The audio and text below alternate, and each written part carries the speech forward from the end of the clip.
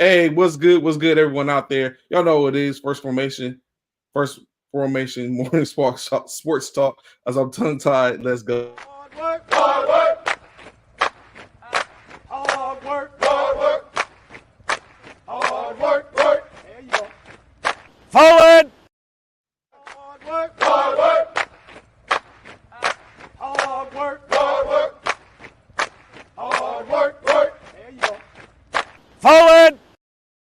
Hard work, hard work, hard work, hard work, hard work, work. There you go. Forward! Hard work, hard work, hard work. Fall in. So fall in. We ran it back. What's good, people out there? It's me, your boy Trevion Amir, Trey the Commish, whatever the moniker you want to call me. You know what it is. You know who it is. Got the people's coach on here as usual. What's good, Cornelius? What's going on this morning with you, bro? Oh, it's going. Like I was saying, man, we was already jumping into it, but yeah, everybody fighting. We also talked about the storm in the court. Dude gets hurt, you So know. it's crazy, right? So of course, like the play. It just seems like it's a lot of going on for the most part when you take a look at it.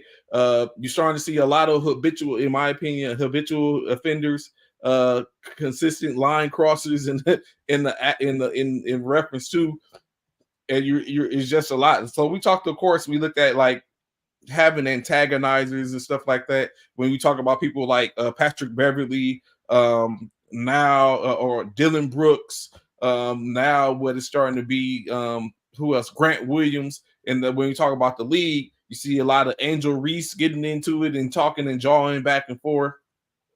And then, of course, we know there's talkers and people that tend to bump their gums on the field when it comes to football and stuff like that. But why is it, I wonder, that this year is the year in which there's an immense amount of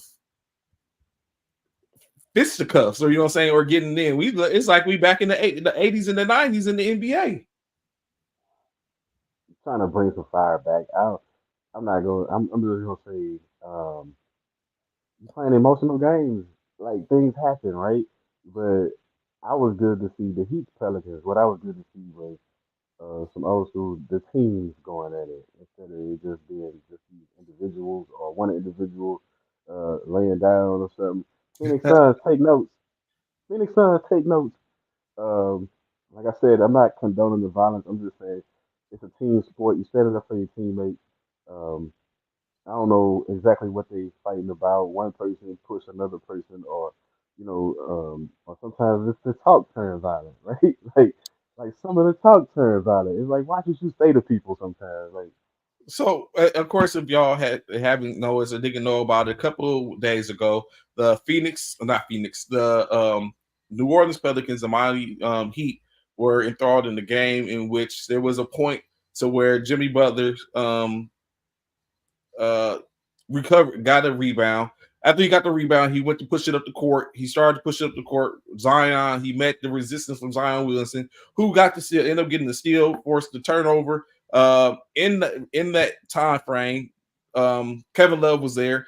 He grabbed Zion to kind of like hold him, in which he tried to avoid. For he said he tried to stop him, just wrap his arms around him to stop him from getting the easy bucket. But Zion fell and hit the ground. Najee Marshall from the New Orleans Pelicans comes over, and he kind of like nudges and pushes. Jimmy tries to intercede by getting in between him.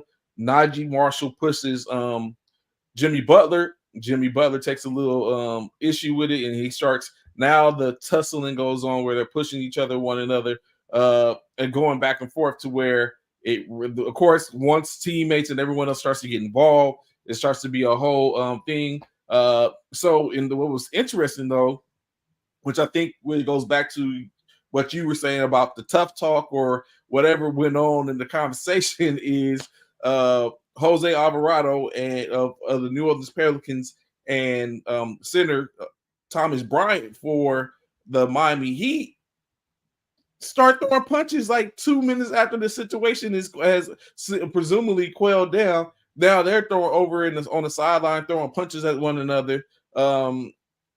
All five players are ejected. That's Jimmy Butler, Najee Harris, Jose Alvarado, Thomas Bryant, as well as Nikola Jokic.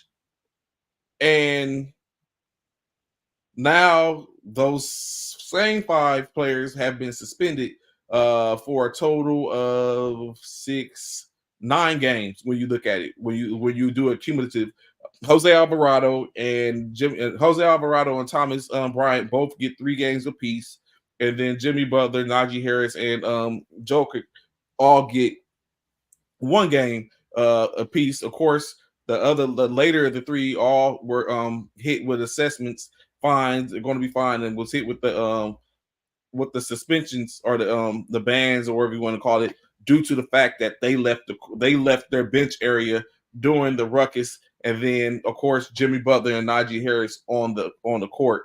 I think in state the reason why Alvarado and Bryant got the 3 games is for the fist throwing in state. So that's where it is in state. And you know what? When I see it, you were the first person I thought of, because I was like, this is what he's talking about when he spoke up and talking about, hey, where's everybody at? Where is going? It did this like Jimmy was caught up in the middle of it near their bench. And it's like, what's going on? Well, he was closer to his bench, but they started surrounding it. Like, of course, Alvarado and came to the defense. A lot of that going on in state. It's going to cost Jimmy Butler over 286,000, I think, for the missed game check. Of course, the other 4 players don't amount to even anything remotely to that. So when you think of that, what do you think of that in that case? Like 200, basically $250,000 is what he's going to lose. I mean, it's a lot. It's a lot to lose. It's a lot to lose, but it's like I said, it's the whole team camaraderie to me. Like, and we know who Jimmy Butler is. We know he's staying on. We know he's staying on his business all the time. So there's no surprise that he. But it's got to be hard when you a star and then like you fighting the bench players or the players that they're not even making the same money as you or whatever. But sometimes things happen. Good thing nobody was seriously hurt because we've heard uh, earlier this season we heard players trying to want to file charges on other players and stuff like Mm-hmm. that. Glad it didn't get that carried away. But I think it's indicative of what the NBA been missing, right? Like if it were, if, I'm not gonna say they should have, or they should go back to the old ways and allow a lot of hard fouls and stuff like that. But I think that the players these days they're a little sensitive to contact, right? Like like back in the days, it was common to grab a guy before he went up for a dunk, right? Um, you just don't let them fall and all that kind of stuff, right? Right? Like you protect the landing in some respects, right? It's not the '80s, the late '80s, early '90s Pistons or nothing. It's not the you know what I'm saying. It's not the Celtics where against the Lakers where they faster than you and you trying to bruise them or punish them or so. But I think it's just the way the league is now. I'm surprised you haven't seen more fights because of the little contact that they allow nowadays. So staying within the realm of the NBA, since we're here already, of course, there's a lot going on and unwrapping. When you, especially some of the stuff that basically was talked about this morning, or as early as this morning when it all came about, rebranding, players playing the games, and all this type of stuff. So we'll tap into there real quick. So first and foremost, when we look at it, you know what I say the best for last. Let's talk about the triple double. So just the other day we was talking about how there's a certain amount of players, i.e. Nikola Jokic, who tends to he's basically climbing up the charts. When if we was talking, if it was music, he'd be climbing up the charts. But he's walking up the list when it comes to triple doubles, being starting to be more consistent, and currently I think going his way or sitting in 4th place all time on the list for triple doubles, behind of course Russell Westbrook, LeBron James, um, who was it? Gervin Russell. Gervin. What it was? Gervin, wasn't it? Robinson, right? That was triple doubles Or before then. it was Oscar Robinson, right? Robertson, yeah, Oscar Robertson, the big O. Oscar Robertson. Now Nikola Jokic, and again he drops another one again last night, going for 32 points, 14, 16 rebounds, and 18 assists. All right, you're right, Robert Shaw, not LeBron, Magic Johnson. I stand corrected. Magic is Oscar Robert, right? Magic Johnson. Appreciate it, Shaw Snow. So last night, like I said, he dropped 32 points, 16 rebounds, 16 assists, along with 4 blocks, and along with 4 steals and 1 block, in what ended up being uh, over a game in which, unbeknownst to me at the time, Steve Kerr and the Boston Celtics and the what is going on with me today? You would think I was in a fight. Steve Kerr and the Golden State Warriors haven't beat the Denver Nuggets since last year. They're 0-7 in 2 years versus the Denver Nuggets, which doesn't make good for basketball or NBA championship basketball in state when you view it. But again, maybe so, because they are the last two NBA champions, and of course last year they didn't beat them. I mean, year before that they didn't beat them, and they were able to become champions. But this year it seems to be continue on doing the same. Does that, in your opinion, does that become problematic for a team, or is a different ball game once the playoffs hit? But anytime you can't beat a team, you be wondering, right? Like when a team got your number, you're always wondering, right? Um, we talked about that. My team, like in football, my Dallas Cowboys can't seem to beat the 49ers no matter what we do, right? Like and you see it plays on the mental. You know what I'm saying? Your preparation for the game might be thrown off a little bit because, hey, what is it going to take to beat this team? But it's the Golden State Warriors too. When you look at it, the other side of that is they've been there and done that. Like Denver got one championship. You know what I'm saying?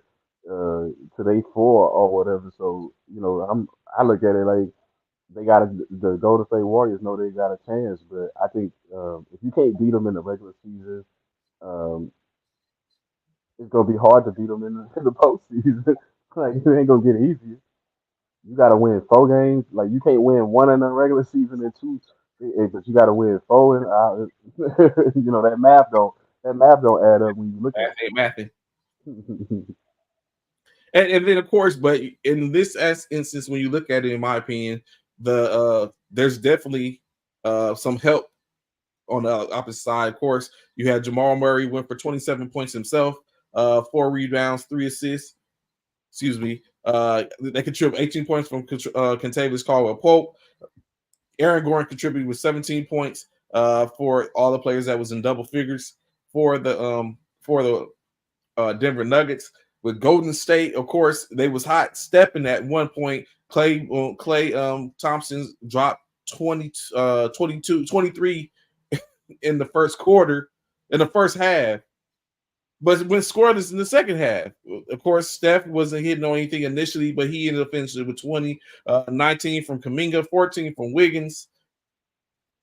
Draymond Green, his usual with the single, going 7 points, 5 rebounds, 4 assists. But with this loss, initially, as what you're going to talk about, of course, Golden State was in the 9th spot as as early as 5 o'clock yesterday Central Standard Time. By the end of the day, they had fell back to the 10th spot due to the loss, giving the Lakers yet again another half-game lead, just 10 and a half games back overall in the West. But as a lot of people continue to talk about, the West is hard, it's tough sledding. Can Golden State get into the playoffs with this playing this way? So they gonna a play-in team, and then anything can happen from there, right? Like they come in 10 the playoffs. I think they can accomplish that. Um, but will they is the question. Like, how motivated are they to win right now. I don't see any sense of urgency from Golden State. I see them going through the motions pretty much, just trying to hang in there. Maybe their strategy is just to win enough games to get in the play in and then take the, you know what I'm saying, to take the odds that they can get something done from there. But they clinging to life right now. Different than most Golden State teams we've seen, where we've seen them in this position before. Um, but not like this. Like this team, you don't know what players gonna show up. You know, like it's odd to say that about a Golden State Warrior team that's been championship. You know, they've been championship contenders at least for a while, but now it's like, hey, what you gonna get from them? So, of course, in another game, shout out Victor Wembanyama. Of course, added to another legacy type as a player to go 5 and 5 with the statistical categories. Where that's having at least 5 points, 5 assists, 5 rebounds, 5 blocks, and 5 steals in a game in which he has accomplished it a couple of times. Do you agree, before we talk about this game, particularly between them and the Utah Jazz, in which they lost 109 to 128? But do you think there's anything worth saying when we talk about Victor Wembanyama? Do you agree that he is a talent unlike any other, or is it just he has certain things in which you can't teach, and he's benefiting from that? Well, it's a combination, right? He got skills that you know, like for his size and stuff. You say, man, you can't teach that, right? Like, but then on the other side of it, you like, hey, what is it? What is it all worth? I think it's discouraging to him because I heard his little comments after after the 5 and 5 thing when they compared him to MJ when they was like, well, MJ did this or whatever. He was like, but then he He's like, do it in losing effort. You yeah. know what I'm saying? Was he winning? You know what I'm saying? I think Wembanyama wants to win. I think it's hard. The transition is hard to go from winning like you were wherever you came from to losing like that. Like, let's just hope he hangs in there, and like, or he don't get frustrated with his team, right? Um, because you gotta keep him in the mindset that we build it for something in the future. But with everything around you demanding that you win right now, you know what I mean? I mean, you could already see it creeping in that hey, we ain't winning. Like no matter what I'm doing, it's not helping us win. So he got to get used to the fact that his team tanking, and I think that's So, hard. I think that's hard for a winner to do.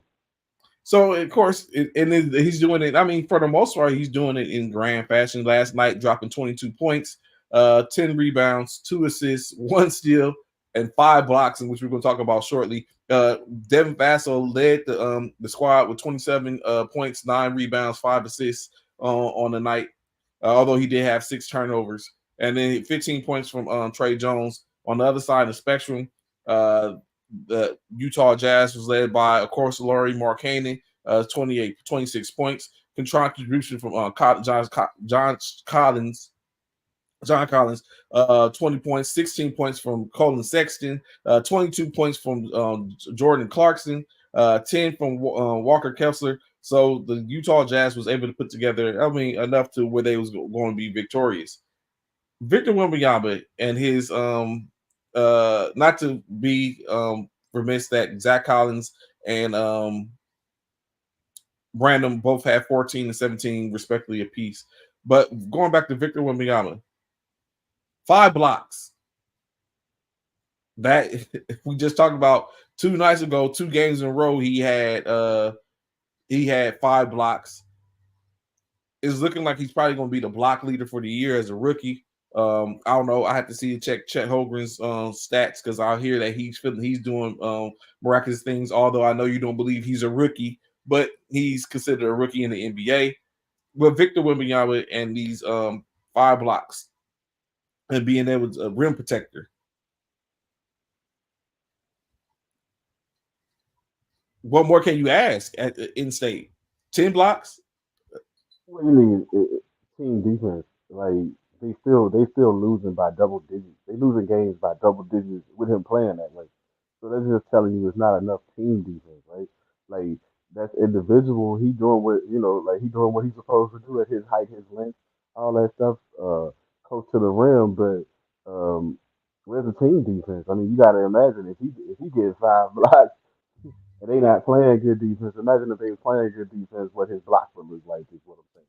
Mm. Like if you funnel in the defense the right way and all that stuff, I think he would. I think he would have more than Like we would see more games of 5+ blocks, right?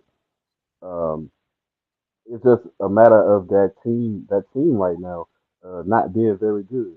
Like, like I want to see a San Antonio team with Victor Wembanyama where they competitive, and then you'll see, is he getting those 5 blocks? Is he getting more blocks? Or is it less? Um, I think it's the difference in the competition level. Moving on to another game, consisting of uh, highlight another game consisting of a team from Texas. Of course, the Dallas Mavericks faced off against the Indiana Spurs. I mean, Indiana Pacers, in which I guess there's a conversation to be had about them Pacers.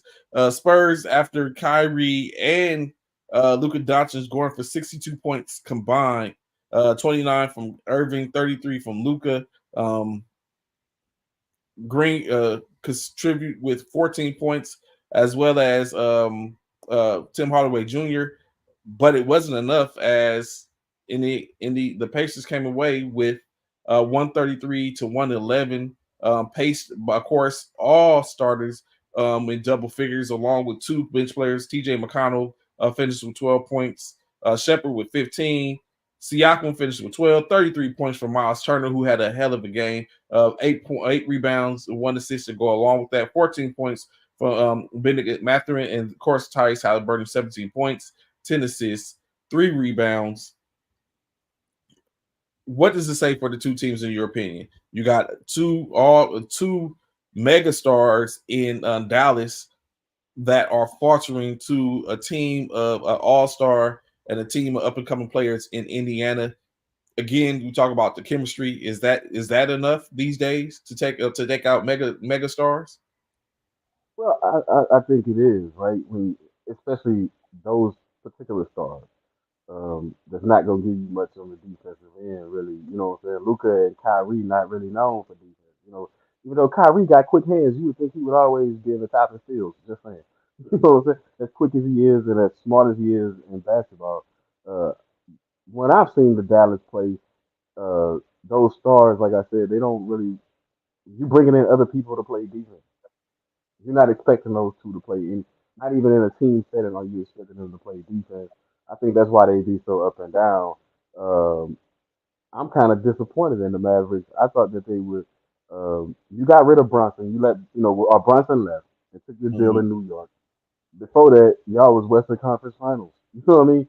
So my question is, if you were to swap out Kyrie for Brunson, would the Mavericks be contenders? You know what I mean? Because they were contenders with Bronson, you know, and Luca had and remember Luca had missed a couple of games on that playoff run, so they It were was Brunson. competitive. It was Brunson and Dinwiddie. Yeah, so I was wondering if uh, we seen the Mavericks be effective without Kyrie, but can they be effective without Luca? If you know what I'm saying, can Kyrie step in? Those are the questions that I start to have, like the team leaders, right? Like we starting to see uh, Halliburton is doing what he's supposed to do, but I think it exposes the Dallas Mavericks right now exposed Kyrie a little bit from the standpoint of why was that team? Why did it seem like that team was better? You know what I mean? I know they changed quite a few players. Don't get me wrong, but why did it seem like it was better with Luca and Brunson than it is, and Dinwiddie than it is what they got right now, where they know what they need to compete. Um, I think, for me personally, I think the Mavericks have fell off, and I don't think they're gonna be contenders this year, right? Whereas on the other side of things, Indiana, they coming from what the 7th spot. If they can get to 6 or 5 somewhere in there, which I think is doable, because the 76ers are falling off. I think they can take the 76ers spot up there somewhere and make some noise in the playoffs. If Indiana gets to that 5th seed, it look like they'll be matched up against like the Knicks or something, who taking injuries right now and they hurting against New York. Halliburton and Brunson on the court together. Oh, that might be, you know what I mean? You might have fireworks in the first round. Somebody going home early, right? Disappointed. Mm-hmm. So, interestingly enough, you talking about the 76ers who are continuing to no die since switching up, and now last night they played welcome back uh, a likely face as Doc Rivers went back and was able to Philly as they competed last night.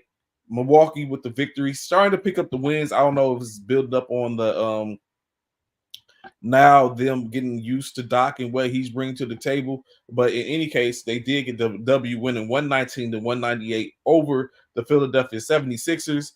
In that game, Giannis Antetokounmpo led his team with 30 points, 12 rebounds, 9 assists, 24 points for Dame Lillard. Brook Lopez contributed with 11 points, 20 points from Beasley, and of course Jay Crowder in 25 minutes of play. He didn't get any points, but he did contribute off the boards with 8 rebounds, 3 assists, 1 steal for the night. Of course, they got 17 points from Bobby Hortis off the bench. On the other side of the spectrum, a Embiid-less Philadelphia doesn't seem to be getting it done. Tyrese Maxey did get finished with 24 points, 7 assists, 3 rebounds, 3 steals, 12 points for Kelly Oubre Jr. off the bench, 16 from Melton Jr. And then, of course, Reed and Harris and Hill finished with about 34 points apiece. That's about an average of 10 points. That's just not going to get it done.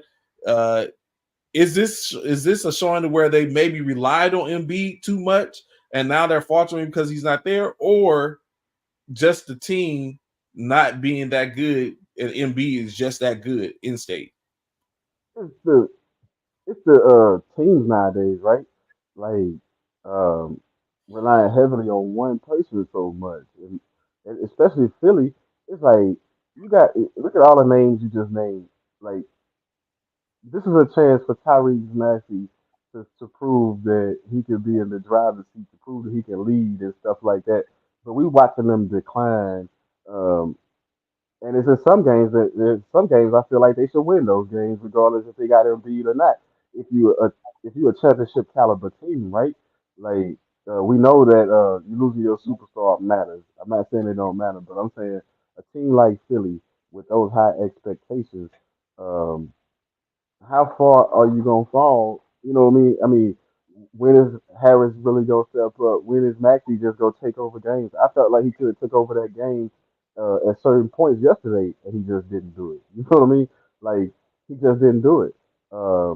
Nick Nurse got to decide, hey, what's go like if Embiid did come back and we make a playoff run, how we gonna make a run with what I'm saying? If you sit Embiid down, this is what's gonna happen. You know what I mean? Like you can't play Embiid 48 minutes. So you gotta look at it like Maxi. I thought, like you supposed to be up and coming. How long are you gonna be up and coming before you arrive? Mm. You know what I'm saying? Like you gotta start asking those questions. How long are you gonna be up and coming before you arrive? Like are you there yet? Um, like at least stem the tide, right? Like now you see why certain people are not leaders on teams, right? When your team just collapse, when one guy steps down, then hey, what are you supposed to do, right? We saw it happen with Golden State years ago when Steph was hurt. They was a lottery team. They ended up getting Wiseman. You know what I mean? They got Wiseman like with the second pick in the draft or something. There was a lottery team. You see it with a lot of the teams, but it goes unmentioned. But now with Philly, with the high expectations, it's highlighted with Philly, right? Because you say when you gonna get over the hump, and your biggest competition, you played one of your probably. Um, I had the Bucks winning it all. Not sure about that now. And that's another thing. You played against the Bucks, who've been struggling. You know what I'm saying? Like not long ago, they lost to a Memphis squad. I mean, I know you can get beat any given game, but I'm just saying they lost to a Memphis squad with nothing, right? So true that, and what you said, continue. Any team could get beaten, in which we try to keep that. But it's like you just said, some teams you look at like, yo, This is supposed to be a dub. There's no any other way you see this. Maybe last night, taking consideration, the Los Angeles Clippers and the Sacramento Kings, upstart Sacramento team, with another triple double recorded last night. Demarcus Sabonis, 17 points, 16 rebounds, 12 assists, 3 steals on the night, in which Darren Fox went for 33, 6 and 7, along with 3 steals to go along. Contributions from, of course, from Harrison Barnes, who continues to, I guess he's just doing slowly. Every once in a while, you don't hear anything about Harrison Barnes. Next thing you know, he's back at it again, dropping 22 last night to concerted effort. Keegan Murray, 11 points, 8 rebounds, 1 assist. And then, of course, Kyle Horter, 15 points, 3 rebounds, 2 assists on the night. Off the bench, Malik Monk, 12 points. For the Clippers without PG. Maybe that made the difference, but they did get 21 points from Norman Powell, 20 points from Kawhi Leonard, and then 20 points from James Harden. Terrence Mann contributed with 14 points, 16 points from Ezekiel Zubac. So all the starters scored double figures. However, the bench didn't assist too much. PJ Tucker, 5 minutes of play, in which he said he doesn't get anything. He wants to be traded. Westbrook, 18 minutes of play, just 8 points on the bench, 4 rebounds and 3 assists. However, to go along with that, listening to this and the Sabonis, the triple double, in which I heard Tim Legger from ESPN. Took a look at some of the stuff he said, and he brought up some good points in which we could speak about real quick. But before we get there, are the Sacramento Kings a real deal? We see a different team. So remember when they was going back and forth with the Lakers in the 2000s, early 2000s, and whatever case like that. Is this Sacramento team better than that those Sacramento squads? I think better in terms of shooters, uh, Okay, all around players, having a better group of players, right? Um, Sacramento is not just like they rely on Fox and they rely on Sabonis here and there, but I think they can spread the wealth more than those teams before them, right? Which is hard to say because the Yakovets and the Mike Bibbies and the C Webbs and the Vlade Divac, they can all hold their own individually, right? You put yeah. them all together on a team, the Doug Christies and stuff. But I think the Kings right now, um, everybody seemed to be on that level. Um, the team that I mentioned before, you had some veterans that was Vladi was pretty much he was still a good player, but he was on his way out. You know what I mean? You got all these players though. Most of them in their prime. Like when you get all those players close to their prime or just coming into their own and stuff, yeah, they better. They better. They faster. Um, uh, they're about as entertaining as the Kings was then too. Which I'm glad they didn't. They don't ring that darn cowbell no more. Remember that bell that they used to ring at the Sacramento Kings game? Glad they don't ring that bell. But yeah, the Kings they look pretty good. I don't know if they. I don't know what they're gonna do in the playoffs. Last year they was a second round exit, a tough second round exit. It took 7 games to get rid of them in the second round. I don't know if they can improve on that this year because the competition's so stacked. But it looked like they come into play though. And which they talked about, of course, you heard the Light the Beam, which is their new moniker, of course. Uh, for the Clippers, right? We all know they hate or they despise it. Even the Clipper fans. I know Clippers fans. I don't know why they would be a Clipper fan, but they are Clippers fans out in LA, in which now the Los Angeles Clippers, in which I didn't get a chance to really get it to cut it and get the stuff there so we can show it. But they are taking on a new brand, a whole new branding. As in August, they are expected to open up the new and play at the Intuit Dome, which is down in I think it's Inglewood, the old Western Forum, which the Lakers used to play at, in which they're rebranding, going with a whole new, still the same colors for the most part, with the navy blues, the reds, and the white, but taking on a whole look as they have a new logo and all that type of stuff. Was you able to take a look at it and see it and catch any of it? Well, I saw a little bit. I saw a little bit of what they're doing as far as rebranding is. Good for them. It's about time you try to get out of the Lakers shadow, right? You should have did this years ago, by the way. I think it's just been. I think it's just been lazy on the organization, right? Yeah, man, but that's you've been piggybacking off LA and you've been taking fiddle to the Lakers for a long time. It's time. It's been time for you to separate and come into your own. Um, not just now, and now that you're starting to win a little bit, now y'all, new owners. Well, the ownership he ain't new no more, but different ownership saying we're gonna go in a different direction. This should have been done, Clippers. So I'm not really uh overly excited about it because I feel like years ago y'all should have made this move, not be in the shadow of LA of the Lakers. It's hard to. You got zero, they got 17 of them things. It's hard to. You know what I'm saying? You've been to one conference final. I wouldn't even want to share a locker room with a team that. I mean, and then then you slip that in there. You don't know why they want to be Clipper fans. It's like it's fans. It's fans of everything, right? Like imagine those fans. Remember, it was like 3 or 4 fans that paid that 45 cent tickets for the Carolina Panthers game.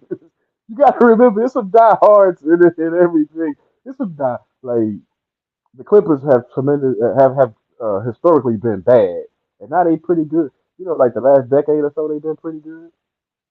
Yeah, they have. They've been basically doing that. Steve Ballmer is doing his best, and I think, like you said, they at some point he probably came up with the thought of we need to get from under here, and they started making moves. And saying, of course, we know it takes a little time when you start to do that on a larger scheme of scales. When you start to do a rebrand, or some people take it as it might be a little too early to start. If you just started, but I'm feeling, I'm digging it. I can see what's going on. Of course, they got away from you staying with the moniker of the Clippers and their new logo. I like their new logo.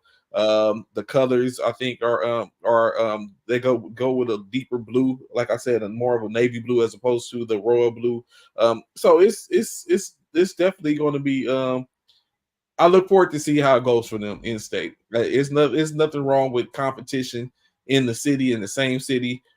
Just a couple of just minutes from each other, as saying downtown Los Angeles, the Crypto.com arena, to now Inglewood, where the Intuit Dome is going to be at, not too far from uh the where the Chargers and the Rams play. So it's coming together.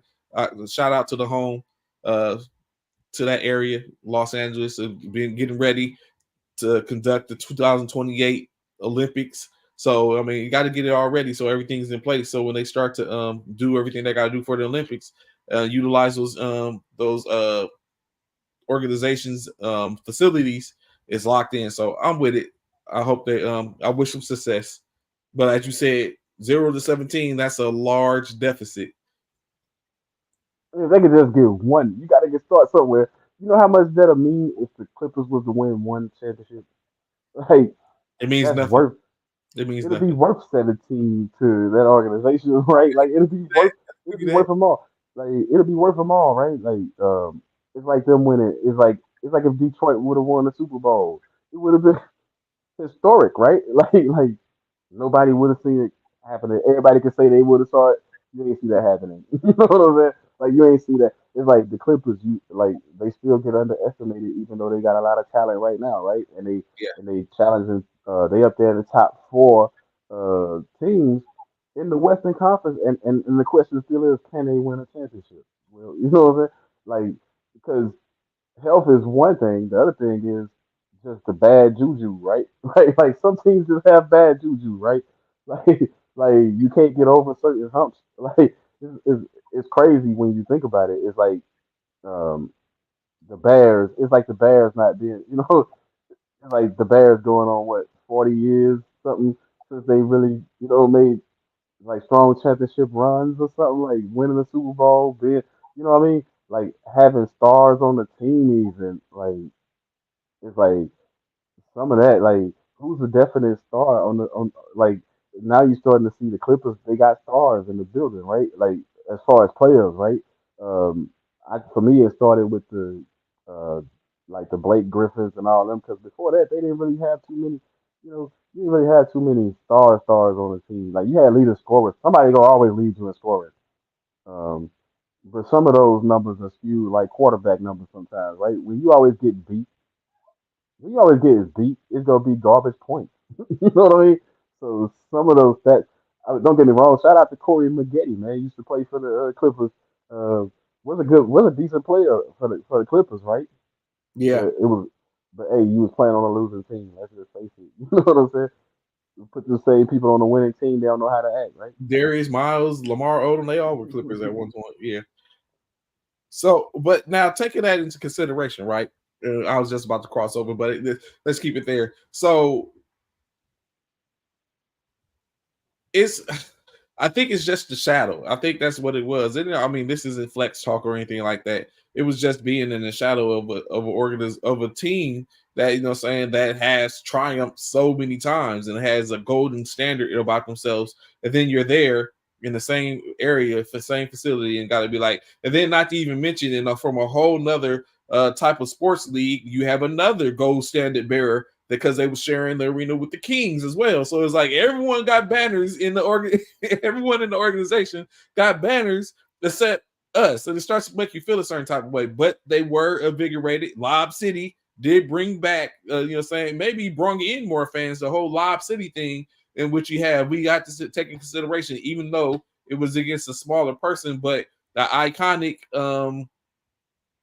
DeAndre Jordan poster, you know what I'm saying, is, Lob City, Blake Griffin, Lob City, posterizing players left and right, in which now that is so far gone, but I wonder, are they going to continue to memorialize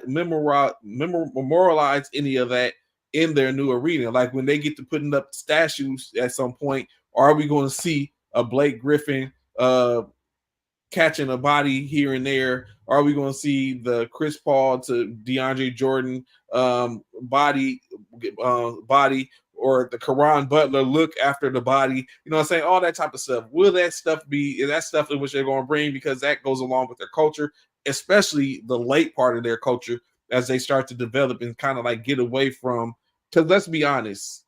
Well, it's even hard. I was about to say, let's be honest. They have been more successful than the Lakers in the past decade, in a sense. But the Lakers in this time They have won a championship. won a championship. Yeah, I was about to say that. It's like we're almost there, but damn it, man. Like, So if you count the Lakers championship plus last year's Western Conference Finals and stuff, I still think they up on the Clippers. The Clippers yeah, won Western Conference Finals. I mean, you know what I'm saying? I mean, that's making it 2-1 Western Conference Finals. So I still say the Lakers won in the last decade, even though it don't really look like it, right? It's just for me, it's just the last few years regular season. We haven't seen them head to head in the postseason. So for me, it's been in the regular season where the Clippers have had an advantage, right? Um, but we haven't seen them, like they've been beating the Lakers like crazy in the regular season. I think the Lakers correct. only beat them once, like in the last once in the last 12 games or something. They beat them Yeah, one time. I yeah. mean, so Like in you said, regular they got the season, number, but then you get into the playoffs, it's a whole different ball game. but it's like I think the Lakers still winning as long as you can say that you hanging real banners. You know what I'm saying? Then you win it. But look, um, I think now this is just my opinion. I mean, scrolling back through, I'm thinking about Clipper history. I think this is the best they ever had. I think Kawhi Leonard is the best player to ever put on a Clipper uniform, and I don't know how you could change my mind about that. You know what I mean? Like even though he's been hurt a lot, I think he's the best Clipper to ever put the uniform on. Like who's like you have to go so far back to try to find Clippers. You know, you got to go back to when they was the San Diego Clippers or something to find, to find something. I think. To replace that. Yeah, I think the Paul Georges, the no doubt this is the best team I think they ever had. As far as personnel wise, right? Like they had some good teams with the Blake Griffin, DeAndre Jordan, Chris Paul. Uh, they had some pretty good teams, but I think these versions of the Clippers the last especially 3 or 4 years or whatever. These been the best squads they had. So going on to the big brother, which we was talking about, although they're not looking too big brotherish, although they both did take L's last night. The Los Angeles Lakers did face off against the Phoenix Suns in Crypto.com last night, in which we already have it. We're witnessing greatness again. And as I say this, before Slick starts to say whatever, I am not a LeBron James fan. I'm not a LeBron James fan, nor am I not a LeBron James fan. But I'm just, saying, speaking on it because this is what's coming on. You're witnessing greatness, of course. Maybe is it? We're gonna talk about it a little bit. Just 75 points away from the first 40,000 total points, career point score is LeBron, in which he's expected to get that probably within the next 2 games, maybe depending on definitely within the next 4 or 5, I'm sure. Even keeping it out, scoring to what he scored last night, 28 last night. So puts him in within range to do it within a couple. If he scores another couple of 28-point games, it's not going to get done in 3 games, so they could be at home, but it is possible to get done. Last night in the losing effort, however, they went back and forth, jostled back and forth. But a Bradley Beal-less team in the Phoenix Suns were able to knock off a LeBron and Anthony Davis led Los Angeles Lakers squad. LeBron, like I said, 28 points, 7 rebounds, 12 assists last night, two steals and a block. Anthony Davis contributed with 22 points, 14 rebounds, 3 steals, 2 blocks, 13 points from Rui Hachimura, 20 points from D'Angelo Russell. Austin Reeves contributed with 14 points as well. And then, of course, Teron Prince, Jackson Hayes, and Spencer Dinwiddie cumulatively, as well as Cam Reddish cumulatively contribute 16 points total off the bench. Yes, your 5 starters are in double figures, but you need more, evidently. Of course, for the Phoenix Suns in the winning effort, 24 points from Grayson Allen, knocking down 3 clutch threes. We talked about why wasn't Grayson Allen in the 3-point contest. He's the most statistically, he has the best field goal percentage from 3 in the league so far. And then he was key last night, knocking down 6 of 12, 50% from the field, from the arc last night, 24 points, 2 rebounds, of course. Royce O'Neal, the trade is starting to look like it panned out. 20 points, 10 rebounds, 4 assists, 2 steals last night. 22 points from Kevin Durant, 7 assists, 5 rebounds. Devin Booker, 21 points, 9 assists, 3 rebounds for him. And Nurkic, 18 points, 22 rebounds. He had an 18 and 22 last night, 7 assists, 1 steal, 1 block. So they were just locked in all together. It was nothing in which the Lakers were going to be able to do. And even, Lee got 5 points. Bo, after the other night, dropping a 24-piece, comes back with an 11-piece, 4 rebounds, 1 assist. Instate Phoenix Suns set game match. When I look at this, for the life of me, and you tell me, how does Austin Reeves continue to behind himself guarding Kevin Durant? Like he's cooking him. Like what? I don't get it. Maybe you can, and I don't even see switches. It's just be Austin be on Kevin Durant. Why? Please tell me.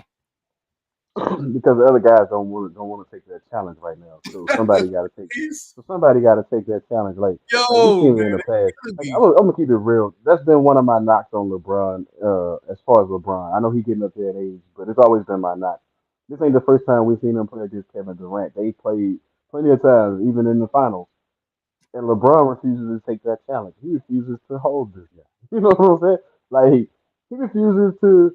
It's like, hey, accept the challenge. Like we saw the greatest ones. Like LeBron played with a lot of great people, but we saw them take challenges. You know what I'm saying?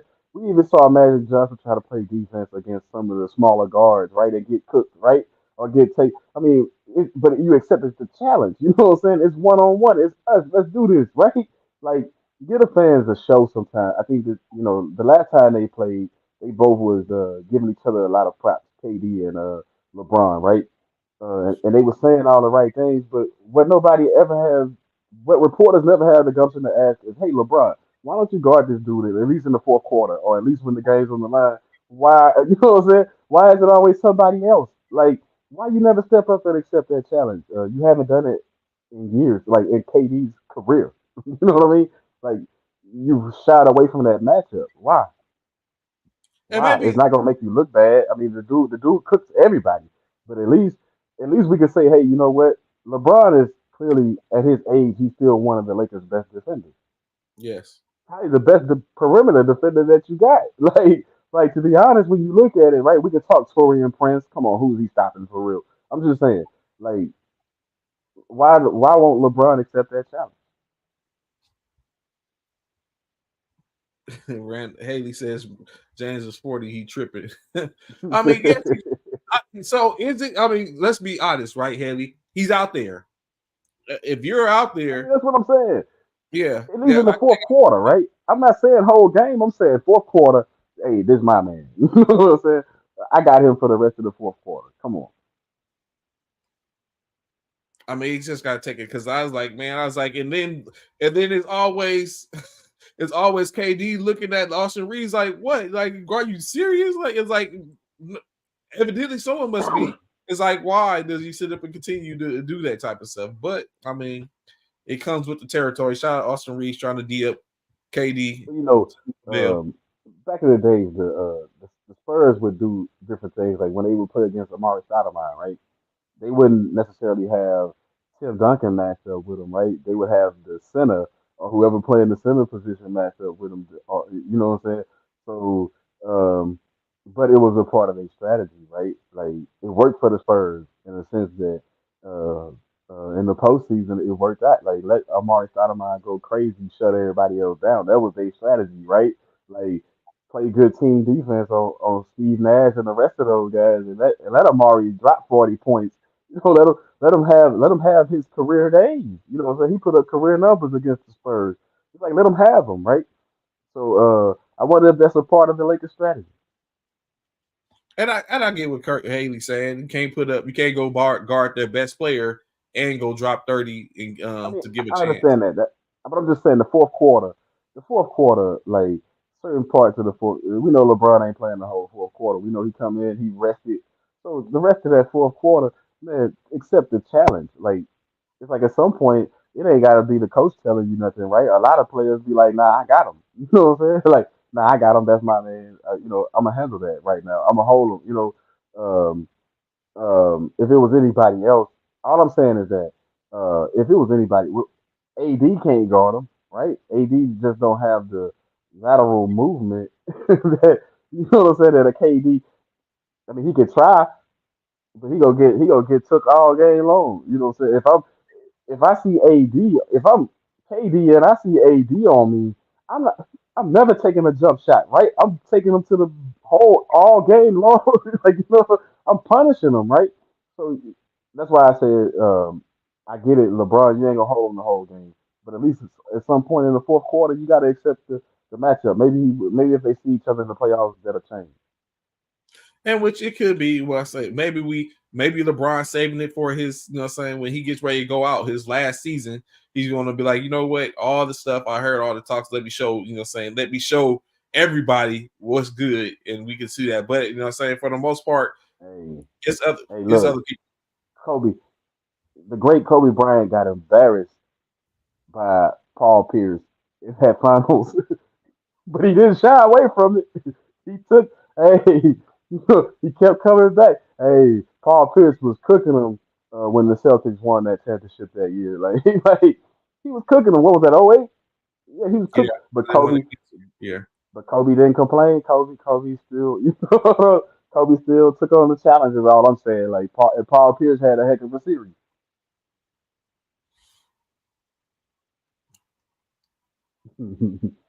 That was touching. I remember watching that series. I was upset, hella upset. But you know what I'm saying, we got him back the next year. We got our lick back. Um, so like we was just talking about, right? In any case, one of the things that, like I said, Tim Legler was speaking about on ESPN yesterday was that the West is strong. Him and Van Pelt was talking about how strong the West is, going even 11 deep down to Utah, who are currently 3 games outside of the play-in. But he brought up a couple of points, and I'd like to have your take on this. He said, even as good as the Sacramento Kings are, presumably, they're and having Sabonis, who's getting triple doubles and had back-to-back double doubles, has 53 consecutive back double games. That he thinks that it's not enough. because he says that the Sabonis isn't the agile number 2 on his team that is going to be able to go and create his own shot, because he said last year he got bottled up and was locked down on the interior, and he didn't give his team a better chance. So do you agree with that? Every other team in, let's say, the 11 teams all have players that have the ability to get their shot off. The second tier or their second player has the ability to get their shot off and be problematic. I'm gonna put it out there for you. For the King situation, I don't agree because anybody that saw them in the playoffs last year, they got knocked off by the Golden State Warriors. It took a 50-point game from Steph in Game 7 to beat them, right? But I did have a problem with the way Sabonis was playing.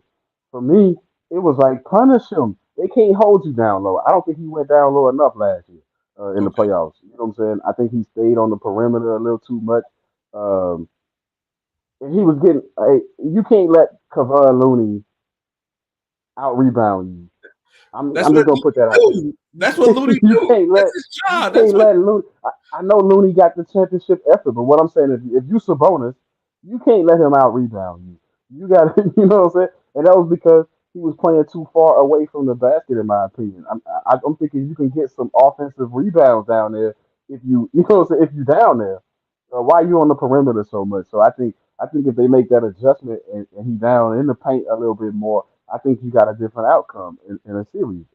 I think it changes everything for the Kings. Don't get me wrong, Fox gonna have to do what he got to do. A lot of them gonna have to, like your players gonna have to come to play in the playoffs in the Western Conference. Uh, it ain't gonna be no slacking when it. I mean, because like they said, one through 10 for sure. I think any one of those teams can win can win the championship. You can't say the same thing about the Eastern Conference, can you? Where 1 through 10 could actually win the whole thing. Um, we waiting to see what the final eight gonna be on the Eastern side, right? We waiting to see what the final eight will be on the Western side. But let me tell you, the play-ins in the West are gonna be so much fun because who gets those last two spots, the 7 and 8 spots, could determine a lot of what's gonna happen at the top, right? And how much struggle the top gonna have. I just want to throw this out there. Remember, a lot of times when you the eight, like if you the number one seed, you go against the eight seed. Normally, that's supposed to be runaways and stuff. Not in these recent years. Like the eighth seeds come to play now. So, so I mean, even though they barely get in, like they got to win 2 games as opposed to one, right? They got to Yeah. win two, right? So, yeah, those extra 2 games and then having to take that talent. I mean, the number eight seeds are real sleepers nowadays. You can't sleep on them at all, people. So Haley, of course, he's going in and saying, Kings, OKC, Timberwolves are not there yet. They no matter what their record is, and they're in currently in the playoffs without the play in. And then he doubles back and says the Timberwolves don't want to see LeBron James in the first round. Um, I don't I think know. that'll be a, I think that'll be a good matchup. Both teams are long. Both teams are gonna play slow, half court ball because you got Rudy Gobert. You know what I'm saying? Like, so in the playoffs, the Timberwolves are going to play half court ball. Uh, I think the only advantage that the T Wolves have is Anthony Edwards. What you gonna do with him, right? But then, um, um, if you defend everybody else well, I think the Lakers got a chance. I already think the Lakers gonna be dangerous in the playoffs anyway, provided they go ahead and handle business and make it. So currently looking at the standings, of course, as I mentioned before, in the West, the Minnesota Timberwolves sit at number 1, just tied with Oklahoma City, and then a game and a half ahead of the Denver Nuggets at the 3rd spot. Clippers come in at the 4th spot. Sacramento Kings at 5, 6. The Phoenix Suns keeping that last night. Just barely edging out the New Orleans Pelicans for the 7th spot. The Dallas Mavericks are at the 8th, and then the Lakers and the Golden State Warriors separated by a half a game in 9 and 10, and with the Jazz caught on the heels, 13 games back. On the eastern side, of course, Boston still sits atop the standings. 7.5 games in front of Cleveland. The Milwaukee Bucks come in at number 3. The New York Knicks at 4. 5 is the Philadelphia 76ers, with 6 being the Indiana Pacers. The Miami Heat looking different than they did last year. As we know, last year around this time they was struggling and fighting to keep their head above water. Currently, just a game behind the Indiana Pacers at the 6th spot at number 7, coming in at 7. The Orlando Magic currently sit at number 8, and then of course in the play-in, the Chicago Bulls and Atlanta Hawks, where the Bulls find themselves in the precarious situation where they're always in the play-in, getting in last year and the year before, and then falling off late, of course, in state. But of course, the pictures are different according from the east to the west. Haley says the Lakers are built for playoffs. These old hookers don't know, not trying to play every night. And that may be true, but that could get you That's caught. the truth. But here's the thing: we know certain teams are playing for the playoffs, right? Mhm. Um, if you think the Nuggets are going all out right now, something's wrong with you. Like we know that they are much better. We know that actually they're the number one team in the West. We know that for real. When it comes down to it, they're gonna be right there in the mix, defending their crown. I mean, it goes the same. It's like the Celtics are running away with the league right now, right? But we know when the playoffs start, they beatable. We've seen it time and time. I mean, they look unbeatable right now. Like the Celtics look unbeatable. Like I think they lost 12 games. Like and they just beating teams. I think they on an eight game win streak or something. Like they just beating teams left and right now. They look real good offensively. They starting five look great, but we know, but we seen this movie from them several times already, right? When they get in the playoffs, like they typically, yeah, they've only made it out of the East once. The Tatum and Brown combination. So yeah, I think you know, I think that being built for the playoffs and making the playoffs are two different things. For real. So I was looking at I can't remember whose podcast it was, but it was a question asked. It was, of course, they was talking to Allen Iverson, and so it was a question asked. I was like, you know what? I wonder. I was like, I want to ask the same question in a sense, in a bit, but I wonder, in your opinion, who has the nicest handle? Who's your top 3 with the nicest handle in the league right now? In the league right now, Yeah, you got to put Kyrie up there somewhere. I mean, I don't know. Kyrie's so special with it. I think he just dribbles the ball to death, right? Like he can dribble it to death when he get on one, and it's like I don't know. To me, he kind of sort of embellishes with the ball handling, right? Um, because he can take his guy at any moment. You know what I mean? he And it's plays. like, why don't he just take him right now? Nah, you know what I'm saying? It's like he having fun out there. So yeah, Kyrie is definitely at the top. Um, Another good ball handler. A lot of people say Steph is a good ball handler, which he is. Steph is a good ball handler. Um, but I like I like Tatum's handle. Um, for his size, 6'9", 6'10", or whatever. I like his handle. You know what I mean? Um, I just like the way that he moves the rock. I also like Dane Lil got pretty good handles. Um, so for me, my top three, I got Kyrie, Steph. Um, that third spot though, man, it's hard to pick between the other people with handles. But I'm So gonna go I'm ahead and give it to. I'm gonna stick with Dane Lil. I like Lil's handles. Lil did. So I'm for right now in the league right now. I thought about the same. I'm on the same thing you on right now with Kyrie, of course, Steph Curry. But you know what? I think the Aaron Fox would be my other one, and He's I would quick, even, man. Oh, I forgot about him, but he's so quick with it. yeah, you know what I'm saying. And then but now that you sit up and think about it, even though he's he's he's now, but he's not playing. What about Lonzo Ball? Oh, Lonzo Ball, I think Lamelo's better. Like to be honest, if we're gonna talk True that. ball brothers, Yeah, I the think ball brother. Lamelo, I think Lamelo's a better ball handler than Lonzo. Maybe a better all around player than Lonzo, but at the same time, we talking handles. Yeah, I like Ball. I just don't. Um, he don't have the body of work enough right now. I mean, you know what I mean. He always hurt the whole like you know what I mean because of his injuries and stuff. But I think Lamelo Ball, if he was healthy, yeah, I would say yeah, he could enter that conversation for real. So, of course, additional, there were other games, of course, that took place last night that we didn't talk about. The Cavaliers were victorious over the Wizards 114 to 105 last night. The Magic No fell surprise there. Sell the team, Wizards. Sell the team. I'm gonna keep the yelling that. Sell the team. The Atlanta Hawks victorious 109-92 over the Orlando Magic.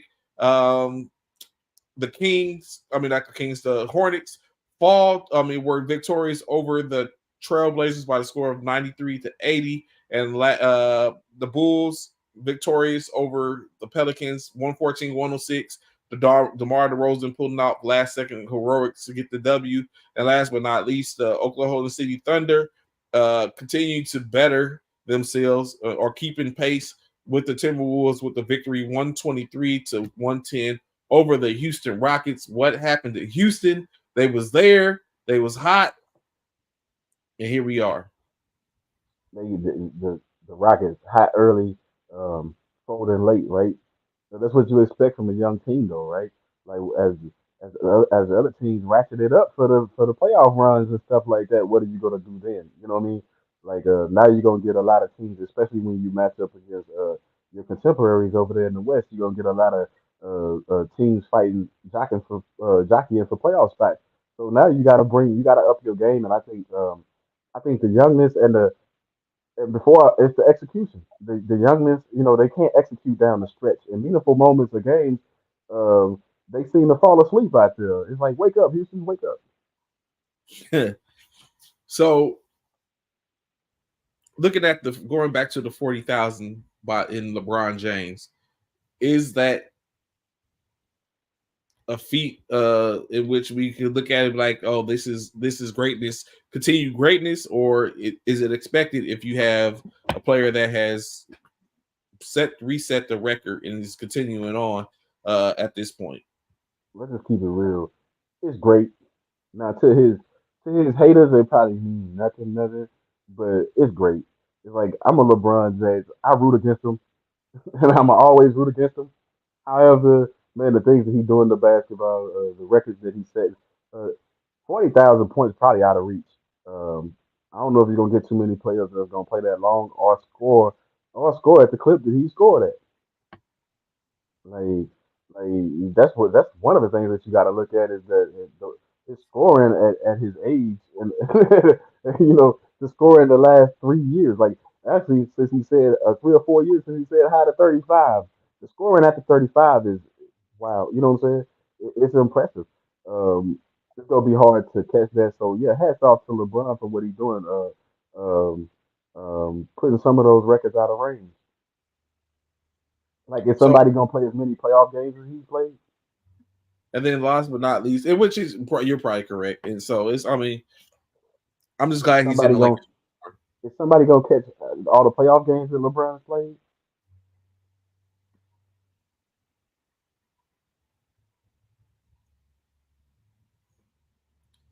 Is it out of reach? Will it be out of reach? I mean, I guess right With now the it looks like it. with the one and done, it's possible, right? I mean, with the one and done scenario in college, like you can just go 1 year, you can come to the pros. So yeah, you probably won't be able to come out of high school no more, but you can do 1 year, and it just depends on, like I said, your body of work after that, right? So it'll be catchable. It took 40 something years to break Kareem's record. It might take another 40 something years to break LeBron's record. What do you think about him saying that Luka is probably the only one that has right now that's in the league that's going to be? I mean, currently, but you got to think every year is a draft. You know what I'm saying? Like every year is a draft. So the next one may not even be the next one may not even be in college yet, or maybe in middle school right now or something. I mean, you never know where the next one's going to come from. So I mean, if you're talking current players, I get it. Luca is the only one, but I'm just saying it's not going to stop. Right? This game goes on and on and on. How many drafts has it been since MJ retired? How many drafts has it been since Kobe hung him up? I mean, you know what I'm saying? It's still gonna be drafts. It's still gonna be other players coming. So it's doable. So taking a look, right, as we know, there's teams that are we're getting close. We're just what 4 days away. Correction, 3 days away from being in March to where it really starts to pick up with the March Madness conversation. In which, if you was to say right now, oh no, I'm not going to even go there yet.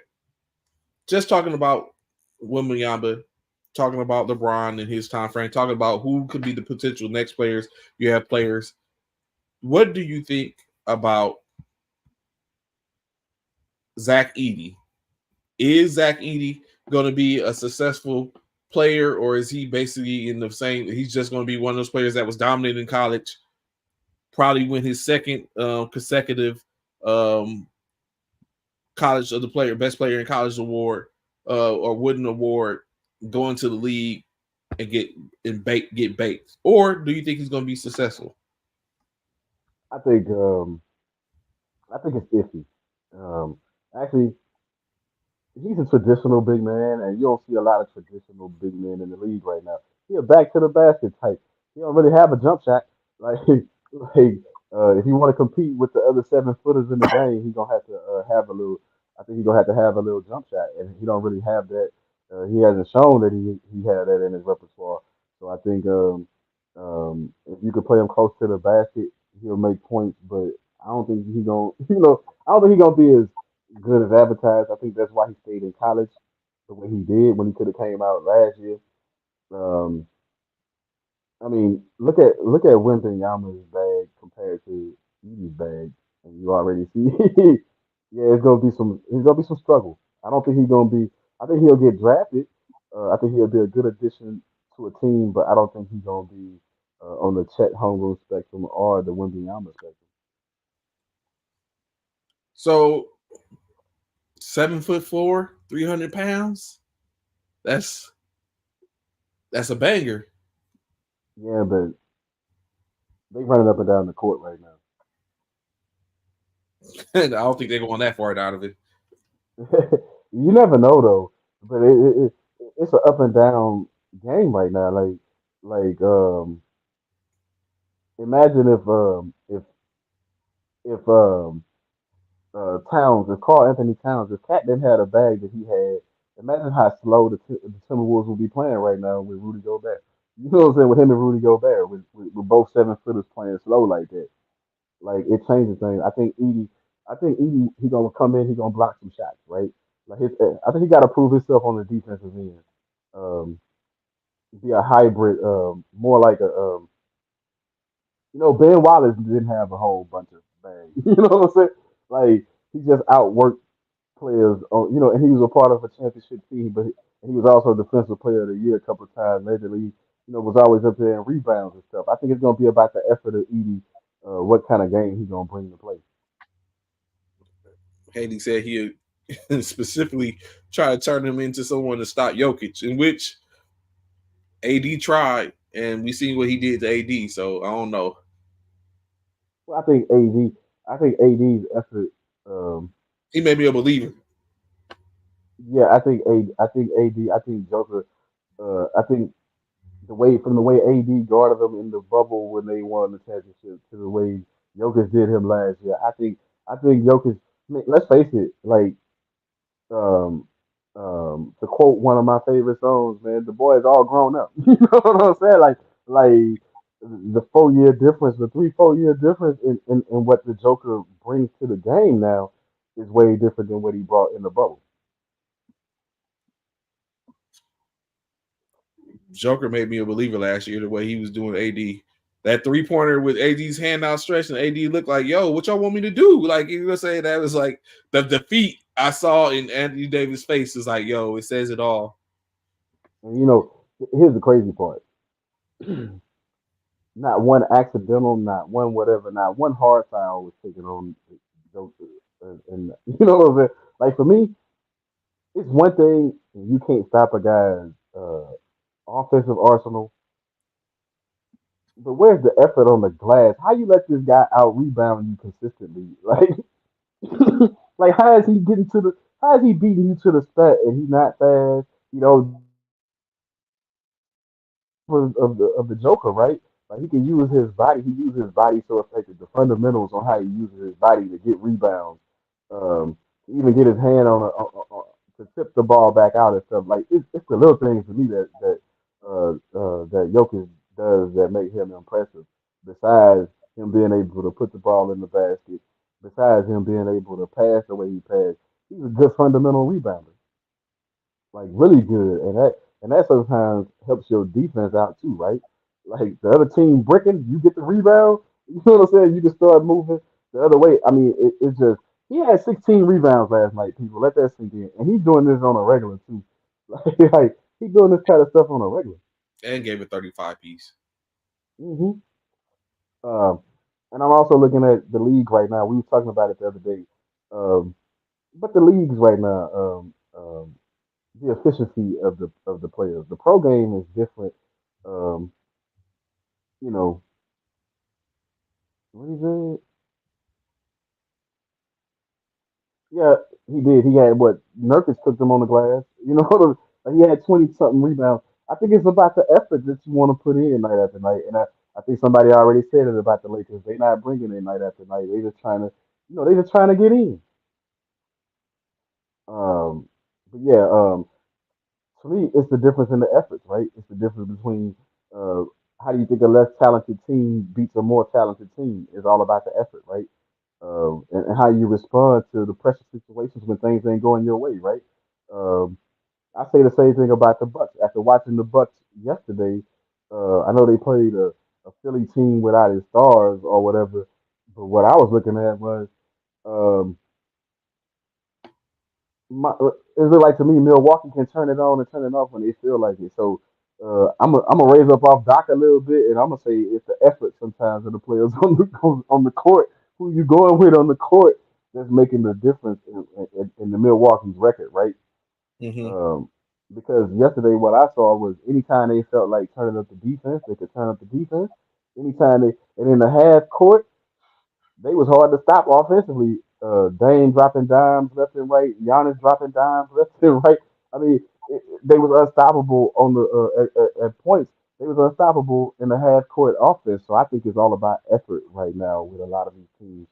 Um, but who gonna put out the most effort in an 82 game season? Should they start thinking about really uh, shortening the season? Because Dame, I just heard this the other day. Dame's already played 53, 54 games. Last year, he played a total of 58 all season. So he already almost, I mean, you feel what I'm saying?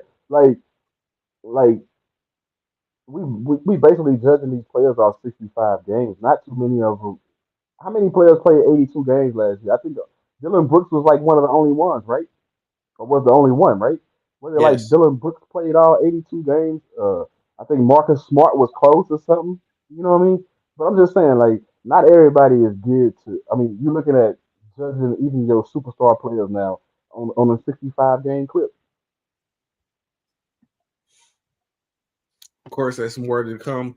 More round balls we get closer, like I said, especially going into the NCAA season. And then once that surpasses, and then we get back into what is getting closer to, or would be the NBA off season, and then I mean the NBA's play postseason, and then the off season, of course, to come in tow. But now we're currently in a certain off season as it's going down. Just a couple of weeks from the combines in the NFL. Additionally, we're looking at the 5th of March is the last couple of days in which a team was the last day in which teams can sign their players or designate their players to be franchise tag. Already one is off to it as T. Higgins for the Cincinnati Bengals has been franchise tag, will be franchise tag. Uh, when we talk about the franchise tag, we know it's a tool. What do you think of that tool, utilizing that tool?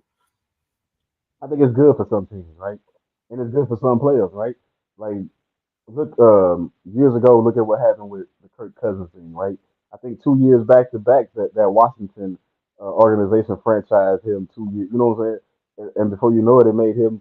one of the highest paid quarterbacks when he did ink a deal, right? You know what I mean? But they franchise tagged him like 2 years in a row, because they didn't want to give him up for nothing. They wanted to get something back for him, right? So I think it plays for the team sometimes, and sometimes the advantage goes to the player. It just depends on what your organizational needs are, right?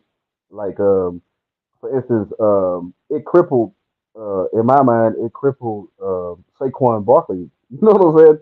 Like, you can get a lot if you're the Giants and you put Saquon Barkley on the market. You know what I mean? And you don't lose him to free agency. You put him on the market, you'll probably get a lot back for him, right? A lot of Uh-huh. teams could use a Saquon Barkley, but when you franchise tag him, you undervalue him. I think it hurts his effectiveness on the field for you. Saquon was decent this year, but he wasn't the Saquon of the past. You know what I mean?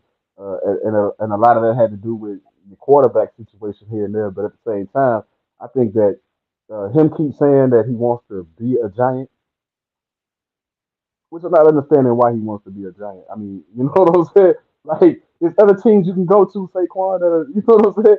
That's much better suited for you. But yeah, I think sometimes the franchise tag helps and it hurts. Like, I think it hurts Saquon, but I think in other instances it helps, like T. Higgins. I think it's going to help not only the Bengals, but it's going to help T. Higgins because what's the market for T. Higgins? I mean, we would know, and I mean, what's it? I think the 13th, the 15th of March is when the free agency opens up. To where if he wasn't franchise tagged, we would have probably figured out. I'm very sure the market would have been high for him, especially when you taking consideration. There's players that's talking about they want to leave or they want to go different places, or saying with because there's currently not that I know of any player any receivers that are on the market, but there is a pretty good incoming class. But of course, we know everyone can't get those high draft picks, and to be able to draft some of those players, and they're not going to fall to them, or they have other things more pressing than getting receivers. So, but I think T. Yeah, Higgins, if he had hit the market, I think he's played himself into a position to where he would have been sought after, definitely. I Um, don't know. Here's my problem with the thinking sometimes. We've only seen this guy play with the likes of Jamar Chase on the field and stuff like. We haven't seen him isn't be the that number accurate? one Yeah, guy. I mean, you yeah. feel what I'm saying? Because I mean that's going to be a different. That's what I'm saying. You're going to take a chance you can take the same chance with other receivers. Is my point. So it's like there's no guarantee that T Higgins is going to be anything without Jamar Chase, without what I'm saying, without the Joe Burrows, without that Cincinnati Bengals. What I'm saying, the way that they play offense. Each team is different. Like where would T Higgins go right now that he would have? I mean, it's great teams, it's good teams out there, but where would he have the impact that he has or situation that he has right now? Because we see the pressure winning out in certain things, right? Like take Stephon Diggs. He's supposed to be all of that in Buffalo. I mean, and he put up decent numbers year after year, but are we winning with this? I think teams like where would Higgins go? Like, is he going to go to a team that's thriving, or is he going to get picked up by a team that's going nowhere? So I Yeah. think the Bengals is where you want to be if you want to sniff championships or you want to be around it. Additionally, of course, like I said, that's one of the first chips in which we fail, where we're looking in the concept of that going on. March 5th is when the franchise tag deadline is, and then a week after that is when the beginning of the free agency period starts. But what we do have upcoming, which is going to be start on Thursday, is the combine. I think we spoke about it before. Of course, we know the combine is basically a bunch of skills and scenarios, putting the players in, so that way you can see where they're at and what and they're saying how their numbers line up. Although those numbers doesn't necessarily always lead to what the player is or how it is, but it does give you a snapshot of what they can be. And if you wanted to take a risk on that, in your opinion, does the combine suit what it's worked for? Does it make a difference? If you were a GM or coach, would you base how much of your decision making in the drafting of a player would you based on the combine? Not much. Okay. Um, Not much because we know like I said, the combine is for show. It's for people like us. It's for the fans. It's for you know. Um, that's why certain players show up and certain players don't show up. for the combine.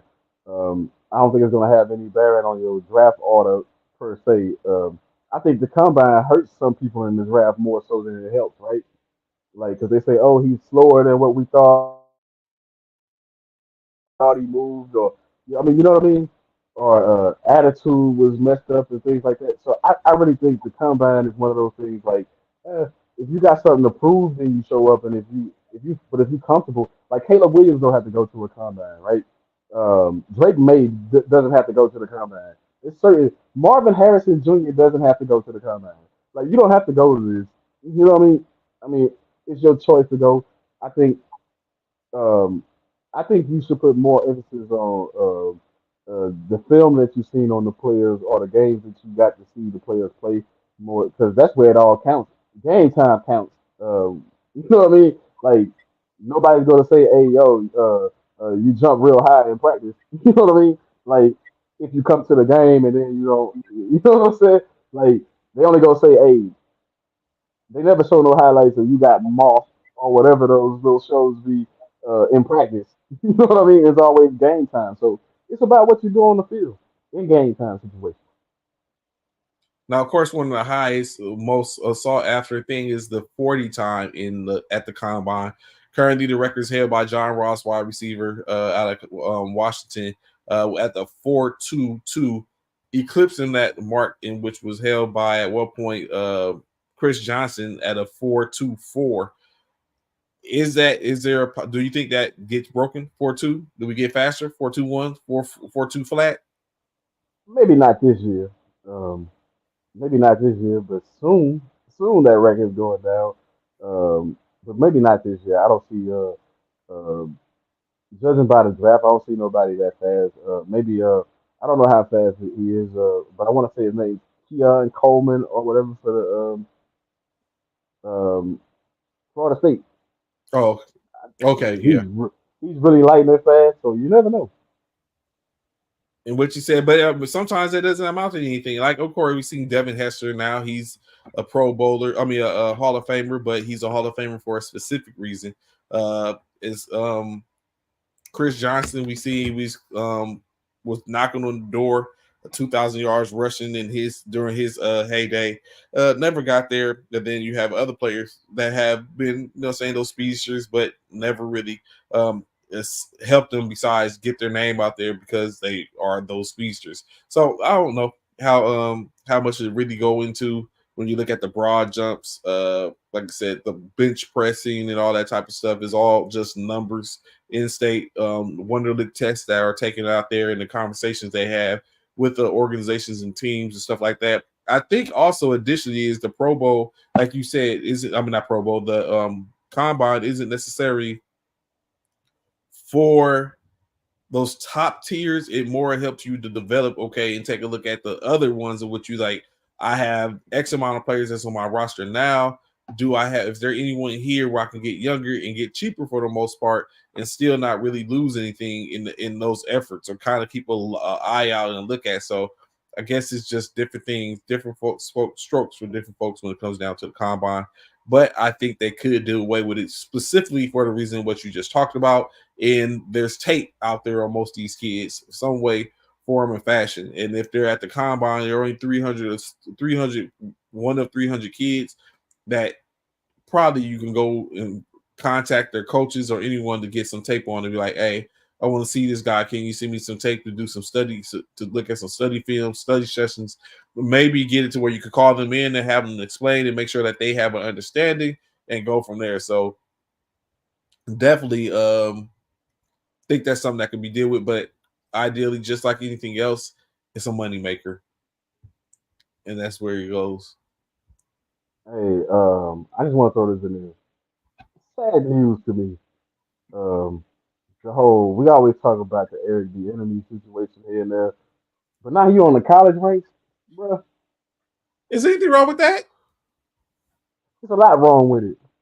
You went from, you know, 3 years ago we were talking about you potentially being 2 years ago we were talking about you potentially being a head coach in the NFL, and now you're on the college ranks. So my question is, should he have started on the college ranks? You So know, um, That's what I'm saying. Like, should he be a head coach on the college ranks? Why is he going to be an offensive coordinator? You mean to tell me you can't get a college job as a head coach? All those So colleges out there.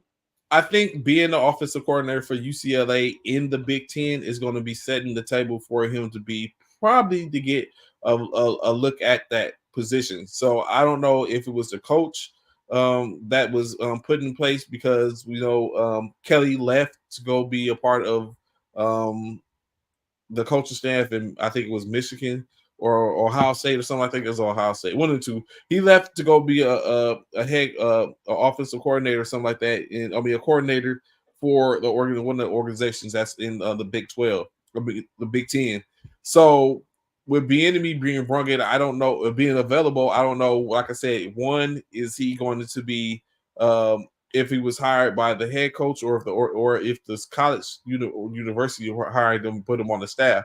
But in state, also you got to take in consideration maybe his employees to be able to put him in position to teach the next level game and to change and kind of like establish the branding of what their offense is going to look like. So I don't think it's that bad of a situation. He may be able to garner a position as a head coach in college that may potentially set him up Okay, to be back in the league. well, I mean, I get it. He was with the Washington Commanders, but I'm just UCLA not even that competitive. Why are you there? I don't understand the move. I really don't. When have they been relevant? Well, When the that's last time UCLA has been relevant? Chip Kelly, no Chip Kelly, whoever Brian Kelly, whatever his name was, they weren't competitive. All I'm saying is you Eric the enemy. You might as well. You could have went to be head coach of North Dakota State or somewhere, take a job at uncompetitive UCLA. Come on, man. Like I think it's USC. If it was USC, Trey, I'm with you. If it was, you know what I mean? Like for real. If it Oregon was or right, even if he Washington. was going to, if he was going to be offensive coordinator with Dion in Colorado, I understand certain moves. But UCLA, come on, man, come So on. when UCLA, you gotta think it's. I think it's a calculated move, a strategy driven because I think they're saying the UCLA. NFL don't want you no more. So when you look at the UCLA, Like you tired of playing their game. not to say that the coach, say at UCLA isn't going to be successful, but it's a move for him to put himself in position like, hey, this is out there. He was available at the time, or it could be his man that's like, I want to put you on, come be my offensive coordinator. But did he already do this? He already proved that he's a great offensive mind on the pro level. Now you're going to cut. I'm just saying, like it's step downs all the way around in this situation. No knock for a man go and get his paper or staying with a job. I'm just saying, like I think it was other opportunities if you sit back and play that right. Other than, I mean, so it's got to be something bigger. Maybe you're right. Maybe at some point he'll be the coach of UCLA.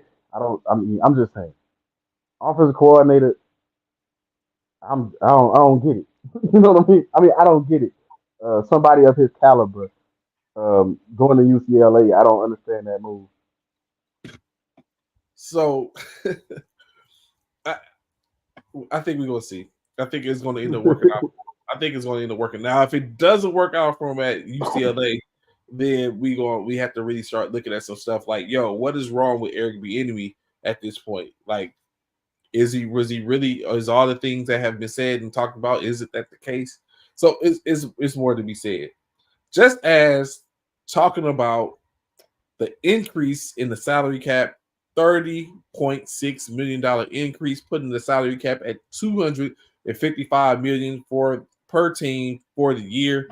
That helps out a good amount of teams. Of course, one of them was the 49ers that was looking at about what were we going to do to keep some people around under the to get under the cap. The increase of 30 million is going to be well appreciated and received. Of course, the cap is going to continue to grow, which means more and more is going to be presented when it comes down to it. We're getting ready to go into, like we said, the franchise tags, which means the pay is going to grow for some people. Of course, we're in a year where there's free agents, which means the market is going to be reset for some people.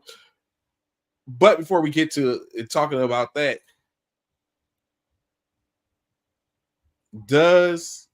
and I think we talked about it before, is Kirk Cousins resetting the market? Is he a reset the market talent at this point?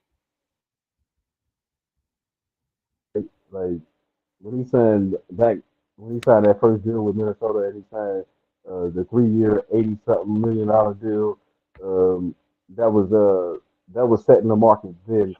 I just think that at his age and what he's shown thus far, like I don't know if I don't know if you reset the market with Kirk Cousins.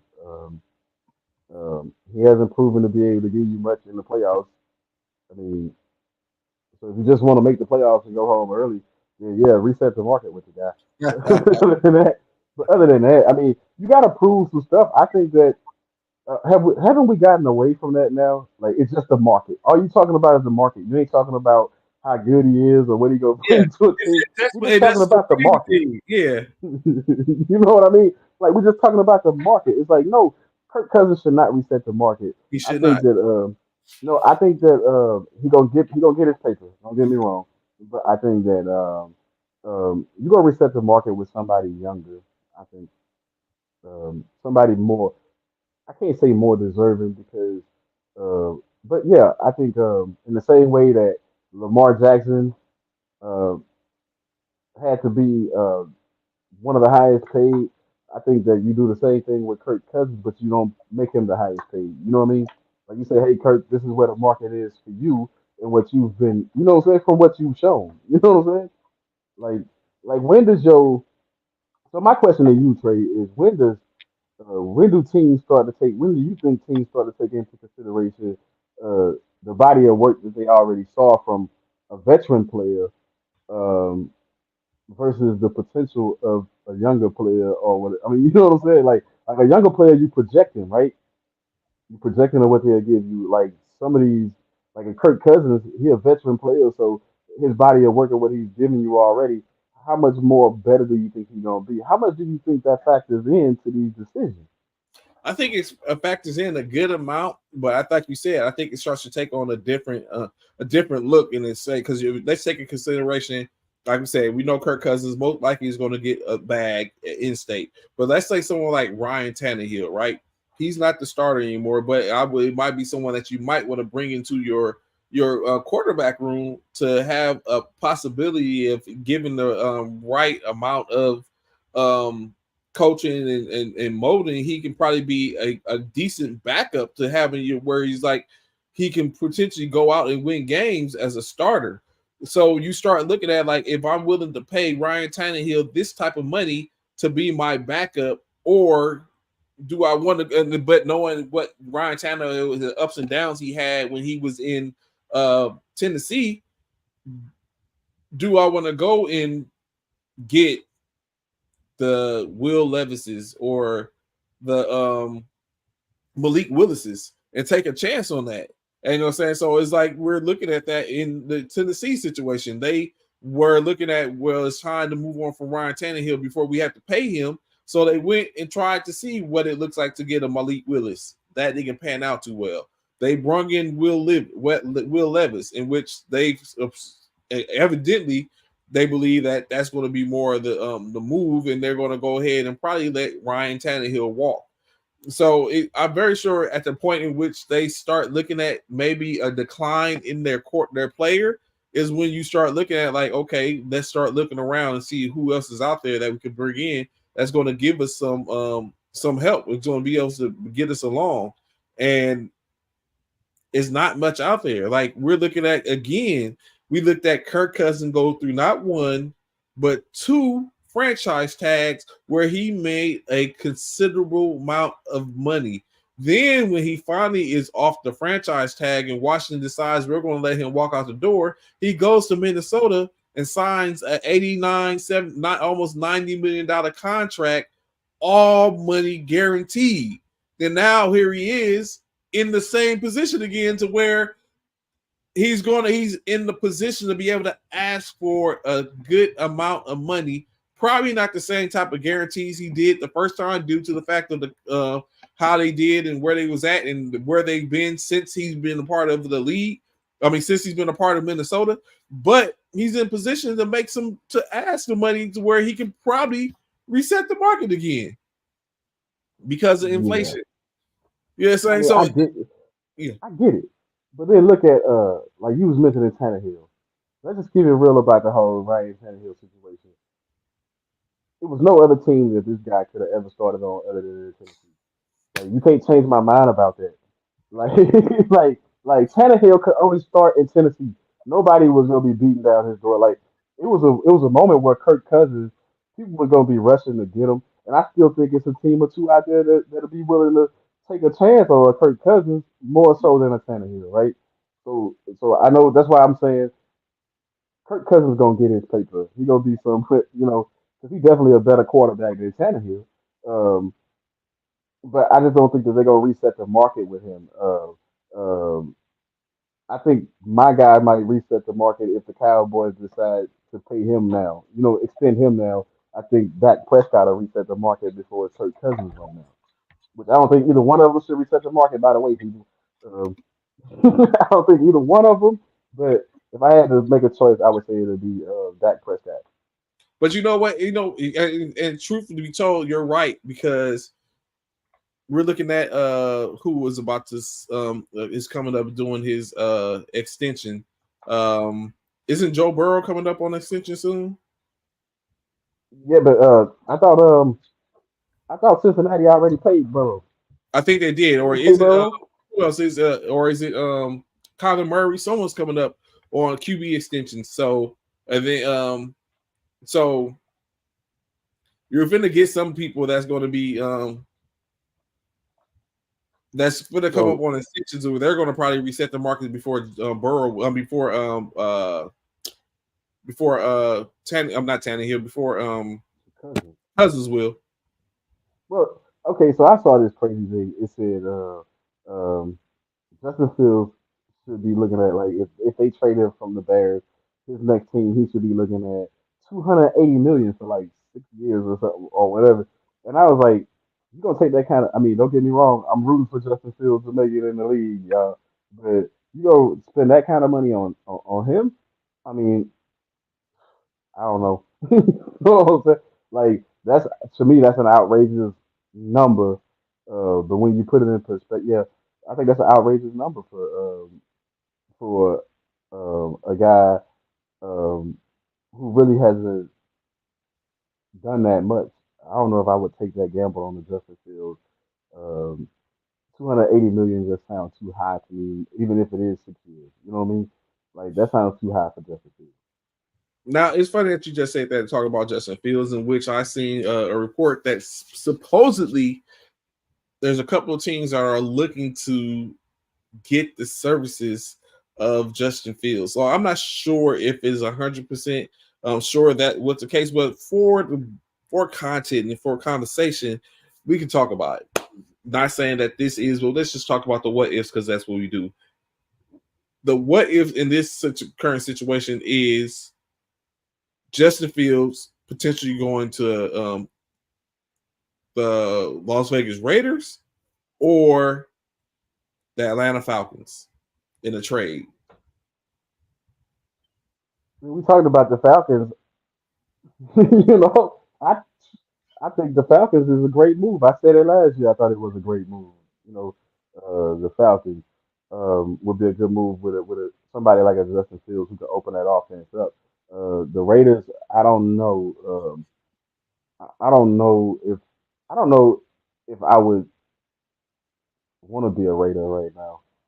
They ain't looking at that organization. Not looking that good. The Raiders haven't been competitive in almost 2 decades. Like they made the playoffs what once or twice in 20 years. I mean, so when you start looking at it, I don't know if the Raiders organization is an organization I would really want to mess with. If I'm Justin Fields, I just feel like you already just went through that with Chicago.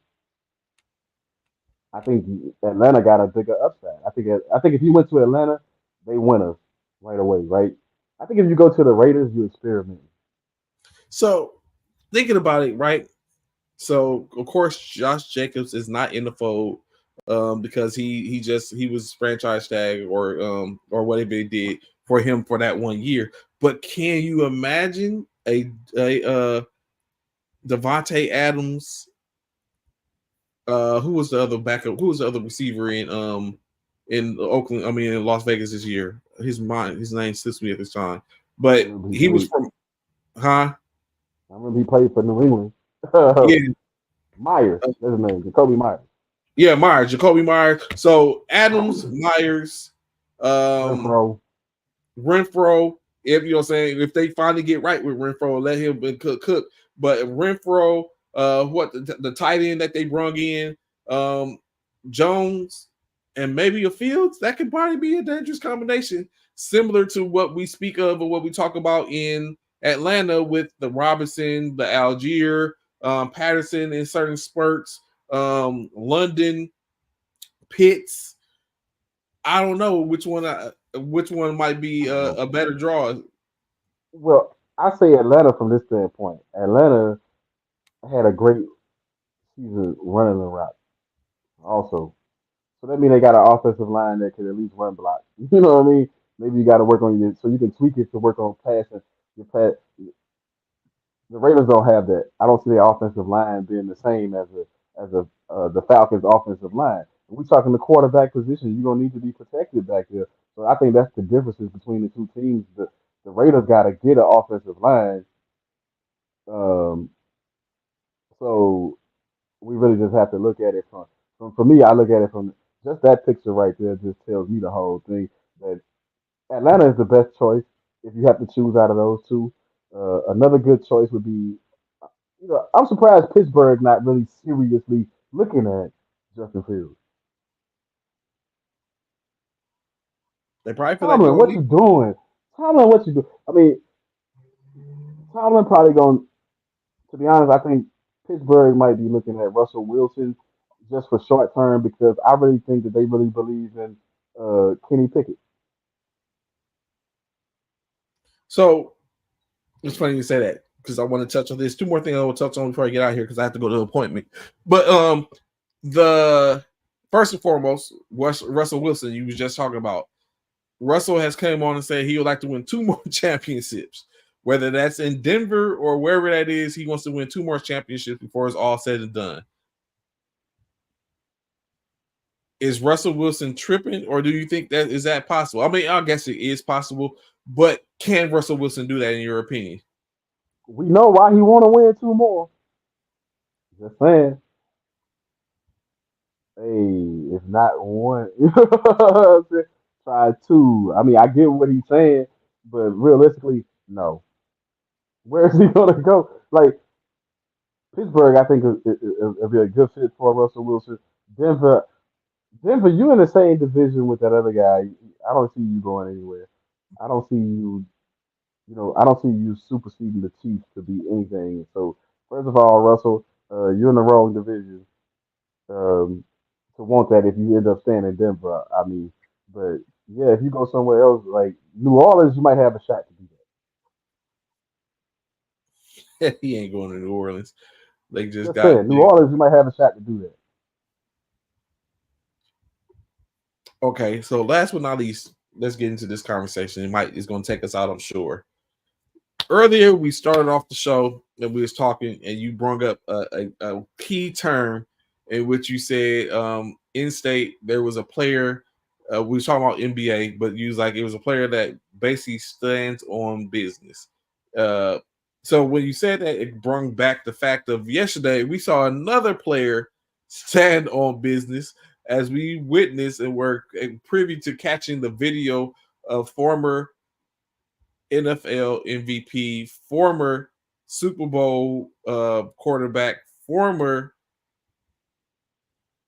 Heisman Trophy winner, former first round pick, former Carolina, New England Panther Mm, quarterback Cam Newton at a 707 event in which he had to, let's say, defend himself from an onslaught of I assume they were teenagers or young men that were playing there, whatever. I don't think the story has really came out of how it all got. We just saw the in-state in the video. When looking at this video, what came to mind? Horrible, right? Horrible for horrible for my people sometimes, especially the younger generations. What I saw was a straight up a lack of disrespect. How you gonna jump somebody at their own event? That's something they put together for you to enjoy. That's like biting the hand that feeds you, right? like for real. But Cam, I get it. You got to defend yourself. They actually tried to jump. First of all, you out your mind thinking you finna jump a guy 6'6" Six or foot, whatever. 250 pounds. I mean, 6'5", 250. Solid. and you ain't nowhere in that side. I don't care if it's 3 or 4 years. You out your mind if you thinking. But not to laugh at other people because it's a serious thing. But what is up with the young generation, specifically in the black culture? I just want to touch that real quick. In the black culture, hip hop culture, whatever you want to call it, you know what I'm saying? Since we always doing this stuff for the culture, why is there such a disrespect between the elders and the younger people? I mean, you have to. I mean, like I said, I'm not saying you should be, kissing butt or nothing. But this guy, this is his event. Is that not Cam Newton's event that he put together so young people can come and learn the game and network and all this other stuff, put their skills on display, all this other stuff? I mean, you know what I mean? And you jump him at his event. That's blatant disrespect.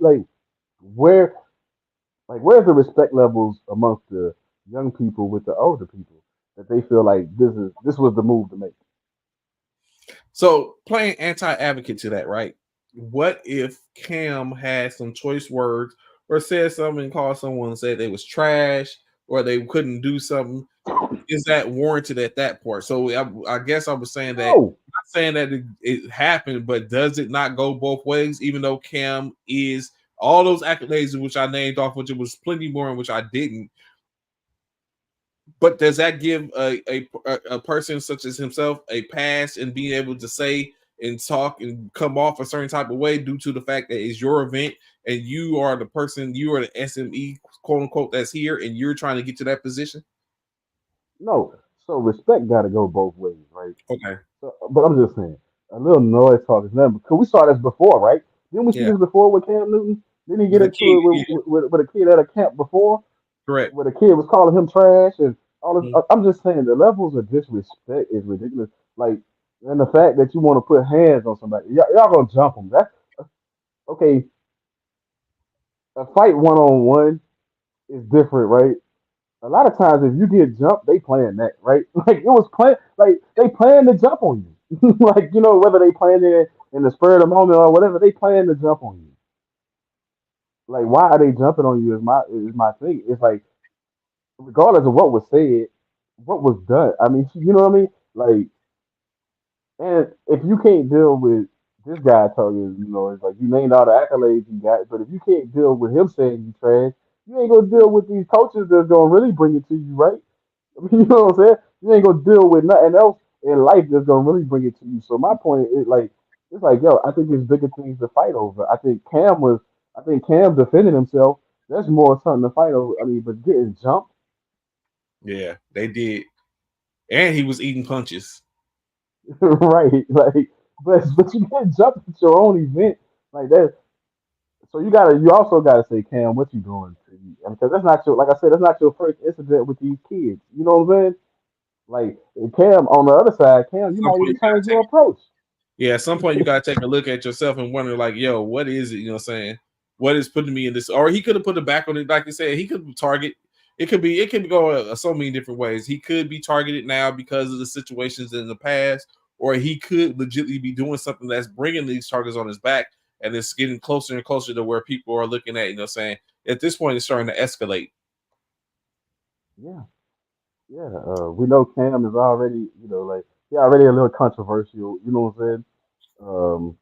Got a little mouthpiece on him. His platform, his podcast and stuff like that. He do stir up some stuff here and there, ruffle some feathers and stuff. But is it warranted getting jumped though? Like, come on, young people. I'm not saying you gotta bow down to the older generations and stuff like that. But where are the lines of respect that people can say you can have your opinion, I can have my opinion, and we ain't got to fight over it?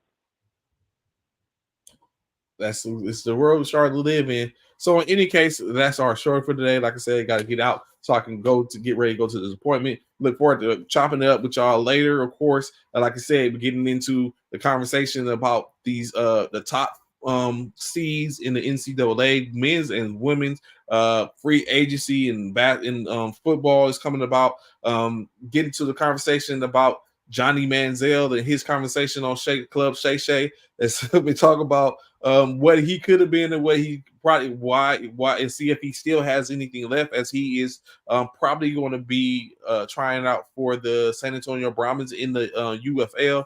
So getting them possibly another shot. It's just more to talk about that because he spoke about some things on there. So we'll bring up some of those things. Looking forward to that. So greatly appreciate y'all tapping in.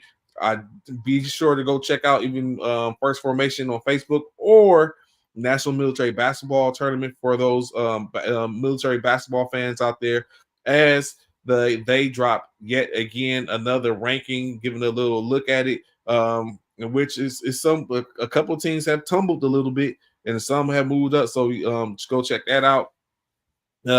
And more to follow. Of course, saying shout out to everyone that came on. What's going on, Nikki? Glad to have you information with us this morning. Hope everything went well. Look forward to seeing you. What's up with you? What you got going on, sir? Not too much this weekend, but I will be filling y'all in as things go along. Again, thanks to those of y'all that supported the book, and it's still, if you haven't, um, Moments of Intimacy, My Chicago Love by Karun. I use my middle name. Yeah, I know I got a lot of tags, but I use my middle name, Karun, on the book. Check them out on the Amazon platform. A throwback to my other book, if you didn't check that one out, Pains That a Man Hides. You can find them both on Amazon. But anyway, I also want to leave y'all with this. Hopefully, the next time we come on the show, not only are we talking Johnny Manziel, but we also take a look at baseball. I want to talk about these outrageous salaries in baseball and not paying off for some of these players. Oh yeah, that's always up for that. So we just say they already know. Y'all see what it's coming out to. And last but not least, I just want to say if you're in the San Antonio area, right, and y'all say you have people that youth that are playing in these flag football leagues, whether it's Under Armour, NFL flag, check out Phenom, in which I think we're gonna make a switch to coaching in Phenom this year. So if you have if you're in the San Antonio area, you're listening, you got a player in which you want to just get some time in for to play some games. Hey, check out Phenom or hit me up. You know what I'm saying? I might have a spot for him on the squad so I can see if I can set up and pull up another championship in two different leagues in the same year.